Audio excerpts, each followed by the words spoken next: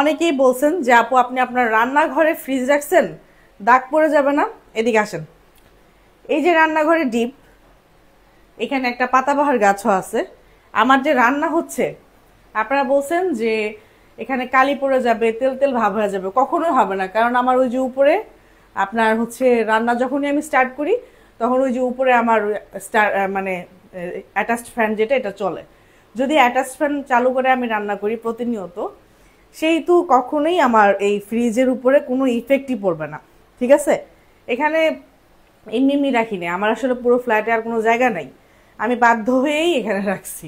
তো এই আশা করি এখানে কোনো প্রবলেম নেই, কারণ যেহেতু সবসময় আমার অ্যাটাচ ফ্যান চলে আমি রান্নাঘরে আসলেই, সেই জায়গা থেকে এটা কোনো প্রবলেম নেই। কিন্তু আমি মাত্র রেখেছি, কিছুদিন গেলে বুঝতে পারবো যে এটা আসলে কিছু হয় কিনা। তবে যতটুকু ধারণা করতে পারতেছি যে এখানে কোনো তেল চিটচিটে ভাব হবে না, কারণ আমি তো সবসময় অ্যাটাচ ফ্যান ছেড়েই রান্না করি। ঠিক আছে, আমি খুব সচেতন হয়ে রান্না করি। তবে আপুরা আপনারা আমাকে এত ভালোবাসেন যে আপনারা এই জিনিসটা খেয়াল করছেন যে আমার ফ্রিজে তেল তেল হয়ে যাবে, তেল চিটচিটে হয়ে যাবে, সেটা ভাবতেই আমার খুব ভালো লাগে যে আপনারা এত ভালোবাসেন আমাকে। Thank you.